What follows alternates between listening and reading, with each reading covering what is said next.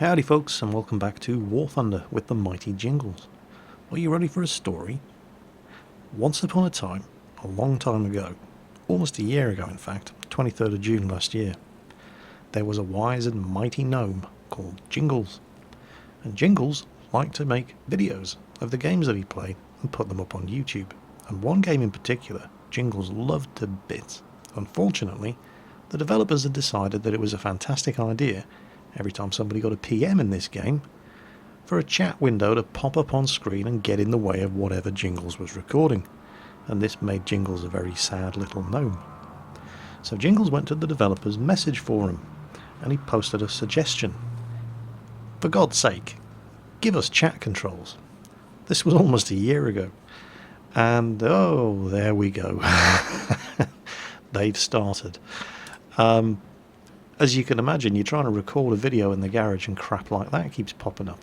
Well, young Jingles' prayers have been answered, because Jingles went into War Thunder today, and I don't know what prompted me to go and check the game options, but then I saw this. And I don't know how long this has been in the game, but it's the first time I've noticed it. They've done something. I'll have to check the recent patch notes. Privacy mode allows you to receive private messages and invites only from users in your friend list. Get that fucker on. Get it on now. There we go. Ah, peace and quiet at last. So, and this is actually great news, because one of the things that I've been meaning to do, I've been reading up a lot lately on things like the Battle of the Coral Sea, the Battle of Midway, Pearl Harbor, and so on and so on. And I wanted to do a historical video, and you can do this sort of thing in War Thunder. They have historical campaigns: the attack on Pearl Harbor, the Battle of the Coral Sea, Midway, the Guadalcanal campaign, and so on and so on and so on. The only problem is there's some fantastic video footage of the battles in the introduction to the actual missions that you fly. The only problem is the chat pop-ups keep appearing, and I've been trying for days to get some of this footage recorded, and every time I press the record button, chat pop-up, and it kind of, when you're watching footage of the actual Battle of the Coral Sea, you don't really want to see War Thunder user 6475 has invited you to join a squad pop-up. It's not really relevant to the storytelling process, if you know what I mean. So now this is just fantastic news. Gaijin, you rock. And I can finally get a start made on these historical videos that I wanted to do, specifically about the Pacific War, but I can do all sorts now using War Thunder to provide the video material, both the archive footage that they have in the game and the actual historical campaigns where you actually fly the missions and you attack the USS Lexington and so on and so on. So Gaijin, you're fantastic. Thank you very much. Meanwhile, I have been messing around in War Thunder, and I've unlocked some new planes. My German lineup, I haven't been playing the Germans that much, but I have unlocked a couple of very sexy new aircraft. There's the Focke-Wulf D9, which is nice. The incredibly sexy TA-152. This was the only German aircraft. I can't remember the name of the guy. You know what? I'm going to have to look it up and annotate it on screen when I come to edit the video. But the designer of this aircraft, it might even be here in the pop-up. Kurt Tank, there you go. There it is. Kurt Tank. He designed the Focke-Wulf 190s, and he was regarded so highly by the German leadership that he was eventually allowed. This is the only German aircraft that was named after the designer. The TA stands for the guy's surname, Tank, the TA-152. After designing the Focke-Wulf 190s, which the Luftwaffe was so impressed with, his last design, was named after him. So, and it is an amazing aircraft. So I've got that now. I've also got my Focke-Wulf 190 F8, and the A8. I think I unlocked that quite recently as well. So all sorts of snazzy new German aircraft. The Americans, Well, people keep asking where I got the A26 Invader from. It was a website bonus code. Some German gaming website had a whole bunch of codes, and I managed to grab one ages ago. So the Invader, I've had that for a while. That's not the big news. Obviously, I've had the F-80C Shooting Star for a while now as well, and it's a good aircraft. It really is a good aircraft. The wings are so strong on this thing. You can pull any kind of high G turn in this aircraft. And obviously this doesn't apply to arcade. You can't rip your wings off in arcade by doing high-speed manoeuvres. You can in realistic battles, though. But not in this thing. The wings just stay on. Unfortunately, the aircraft seems to be made entirely out of highly flammable fuel, because this thing just keeps bursting into flames the second anybody so much as looks at it funny.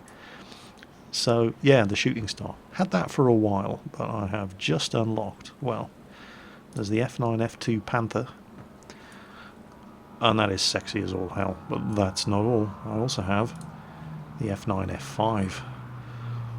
Ooh, battle rating 7.7, same as the latest version of the MiG-15. And I finally got my hands on one of the Sabres. I only have 2 American aircraft left to unlock. The F8F, the F-86F. Well, both of the F-86Fs. Haven't been doing much with the Russians. I'm still researching the LA-9. I don't have any of the Russian jets. MiG-9 is going to be my next one, I suppose. Not really looking forward to it. The Brits only really have 2 British jets left to research, and then I've unlocked all of the Brits. I do like the Brits. Spitfires are always reliable. But the big news is it's going to be very honourable. I've unlocked all of the Japanese aircraft now. And it's a bit of a shame, because the Japanese don't really get a fair shake of the stick with regards to their tech tree. It's a lot better than it used to be. A lot of these Ki-84s are in there now. But the Ki-200, Japanese copy of the Me-163 Comet, it's battle rating 6.7. Everybody else gets battle rating 7.7 aircraft. Yeah, do the Germans? What's the Me-262? 7.3. Yeah, but the Americans obviously. Yeah, I've got one. There it is, the F9 F5 Panther. The F-86F. Both versions, yep, 7.7s. The Japanese, best they're going to get, 6.7. Which is unfortunate, but entirely historically accurate. That's it, that's all the Japanese developed. I have heard talk, and I don't know how accurate it is, that they may be going to give the Japanese some post-war American fighters that were used by the Japanese self-defense force. For example, some of these. Where is it? There we go. The Japanese flew Sabres. So, not terribly Japanese, I suppose, but if they flew it, then why not? They've got to have something. And unlocking my last Japanese aircraft also unlocked a mission. Unlocked a whole bunch of things.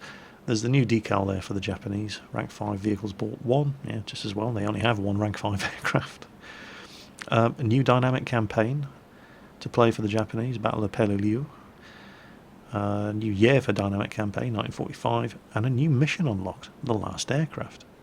Also, Korean War dynamic campaign down there after unlocking Rank 5 American aircraft. But the last aircraft, this is hilarious. And that's what I wanted to show you in this video. For those of you who haven't actually played any of the single missions, go to your menu, and they're here. And you unlock most of these single missions by attaining certain ranks in various different air forces. So, I've obviously now unlocked all of the Japanese single missions, and I'm pretty sure... Oh, I haven't yet done... Let me see, Storm Warning, what do I need for that? Oh, it's a Russian one, so I need 2 Rank 5 Russian aircraft. But you can see the sort of thing that you need to actually unlock these missions. And they're a nice little alternative to, to flying arcade and realistic all the time, if you just want a bit of me time. And you can earn some, credits and XP for doing it as well. So still got 2 missions there to unlock for the Russians and Americans. But this one here, the last aircraft, where is it? There. You are in an A6M50 with 2 machine guns, 2 cannons. You have to take off from Mount Suribachi on Iwo Jima on the last aircraft and destroy American bombers. Okay, except... Okay, there's the friendly aircraft taking off from Mount Suribachi. And those are enemy airfields on Iwo Jima. This doesn't make sense. Let's take a look.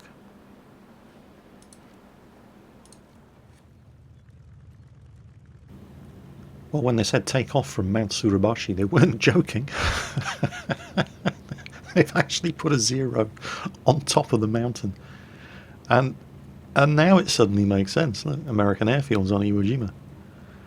So those crazy Japanese bastards have left 1-0 hidden on the top of the mountain to exact retribution upon those damn Yankees. And you've got to... Wow. Takeoff successful. And this is a fun mission to fly.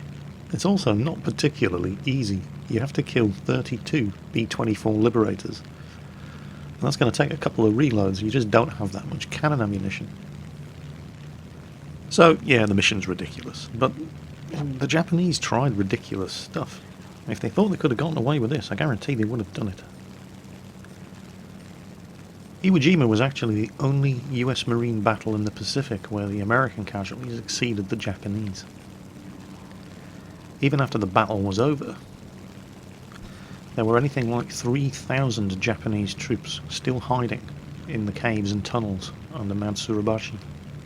In fact, 2 of them weren't captured until 4 years after the battle. Just think about that for a minute. 3,000 Japanese troops over the course of 4 years were still being found, hiding away on this island. It's not a very big island, and it was completely occupied by American troops. January 1949, the last 2 were found, and if you think that sounds ridiculous, they were still not on Iwo Jima, but just to put this whole thing into perspective, there were Japanese troops still holding out 30 years after the end of the war. In the Philippines in March 1974, Imperial Japanese Army Lieutenant Hiroo Onoda and a handful of his men were still holding out. They had to find Lieutenant Onoda's former commanding officer. By some miracle he was still alive. Take him to the Philippines and get this guy to officially relieve Lieutenant Onoda of command before he would surrender. 30 years after the end of the war. So the idea of the Japanese trying something like this seems quite reasonable. So, you crazy Japanese bastards. I tried this mission a couple of times before I got it right. The biggest problem at the start was just getting this thing in the air without crashing into the mountain you were taking off from. But the next biggest problem, it's not really the aircraft, the airfield anti-aircraft defences, it's the fighter patrols. There are 12 F4 Corsairs, and they're all warming up at the start of the various different runways, and the second you get spotted, they scramble and they come after you. And 1-0 against 12 Corsairs, the odds are not good. So you can buy yourself some time by, instead of going initially for the B-24s, try to take out as many of these Corsairs on the ground before they can get airborne as you can. Now you're never going to get them all, because there are 2 different airfields. There's Northfield and Southfield, and they're separated by a couple of kilometres. So while you're taking out the guys on Southfield, for example, the guys on Northfield are getting airborne and are going to come after you. But it does make your life a lot easier if you're going up against 4 Corsairs rather than 12. The Corsair, of course, completely outclasses the Zero. It's in the game as one of the Navy fighters, and technically it was designed as a Navy fighter. but it was absolutely terrible. It was dangerous trying to land these things on carriers, amongst other things, despite, as well as the poor visibility out of the cockpit, which made it dangerous just to taxi on the deck of a carrier. It had this nasty tendency to bounce when it landed, which meant it could miss the arrestor hook. Pilots referred to it as the bent-winged widowmaker. The problems with landing the Corsair on the decks of carriers were so great that the US Navy just didn't use them. At least at first, and they preferred to stick to their Hellcats. The US Marine Corps, on the other hand, were still using Wildcats, and they were desperate to get their hands on new fighters. And since the US Marines tended to operate from land-based airstrips, the problems with landing on carriers weren't an issue. And so, at first, the US Marines were the primary users of the Corsair. And they would remain the primary American user of the Corsair until the carrier deck landing problems were fixed by the Royal Navy, the British Royal Navy. The poor visibility on approach to a landing was fixed by doing a curved landing approach, which allowed the pilot to look out of the side of the cockpit canopy. And they introduced other modifications, like giving the Corsair a bubble canopy and raising the pilot's seat 7 inches. You know, simple fixes, and it worked. And once the carrier landing problems had been fixed, the US Navy started to use these things in large numbers. I mean, seriously, large numbers. 12,500 Corsairs in 16 different models were built between 1942 and 1953. And the Corsair outperformed the Zero in almost every category. But only almost every category. And you may be thinking, well, Jingles, you know, you're still fighting 4-1 against, in the Zero, against a bunch of Corsairs, and it's a much more capable aircraft. And yeah, it is. In every category other than low speed manoeuvrability and low speed rate of climb. And in this mission, the Corsairs had just taken off. They've got no opportunity to build up a lot of power, and you're fighting at low altitude and low speed. So it is still a bit of a challenge, but you've got some advantages. And obviously you're flying a single player mission, so it's not like you're going up against human pilots in a Corsair who, you know, if they'd outnumbered you 4-1 or even 1-1, the Corsair was allowed to climb and dive and dictate the terms of the engagement to the Zero would be toast. But they're not without a couple of advantages of their own, because these little buggers cheat. Even if you shoot down all of the Corsairs that are taxiing on the runway right at the start, the little buggers keep respawning. Cheating little bastards. So you can't hang around dueling with Corsairs the entire mission. You know, you will just get worn down by attrition. At some point, you've got to start going after the Liberators. But taking out the Corsairs early on that are taxiing to scramble, take off and intercept you, does definitely give you a bit of breathing space. And having a couple of Corsairs in hot pursuit is, well, it's not a good thing, but there, you see the 50 cal ammo tearing up the ground around me? If you stay low like this, perhaps not quite as low as this, all those Corsairs are doing more damage to their own aircraft parked on the ground below me as I zoom past in the Zero than they're ever doing to me. In fact, most of the B-24 kills on this mission can be credited to the Corsairs that are chasing you, missing you, and hitting the B-24s underneath you. I suppose if you think about it, in that respect, it's almost exactly like playing an arcade battle. And, you know, you do need... I don't know if it was actually designed to work this way, probably not, but you've got 32 Liberators to kill in 1 Zero before honour has been satisfied and you're allowed to depart for Japan. And you've only got 2 20mm cannons and 2 13mm machine guns, and you don't have a lot of ammunition for those cannons. But of course, the big question in everybody's minds is, will it ram? Oh, arcade damage model. You so silly. Yeah, I did just fly into a parked B-24 Liberator in an A6 M50 and live to tell the tale. Oh crap, yeah, oh well. Anyway, some time, countless ammunition reloads, and a couple of A6 M50s later, you finally nail your last B-24 Liberator, satisfy the honour of the Imperial Japanese Navy, and are given permission to withdraw for the safety of the Japanese home islands, where you receive a hero's welcome, are showered with awards and medals, and are then strapped into an Oka flying bomb and told to go and fly it straight into the nearest American aircraft carrier. Yep, if you can't take a joke, you shouldn't have joined the Imperial Japanese Navy. And that mission is your reward, and it's a fun mission to fly. It's certainly a novelty, and that's your reward for unlocking all of the aircraft in the Japanese tech tree in War Thunder. And I suppose now I should really fly some of those aircraft. The KI-200 in particular, looking forward to giving that a go. I had a go of it when I had the press account for War Thunder and didn't really get it, since it has very, very limited fuel supply. It only has enough fuel for around about 4 minutes of powered flight. You have to use it as a glider to extend the fuel supply and fly wherever possible with the engine throttled right down so as not to burn up your fuel.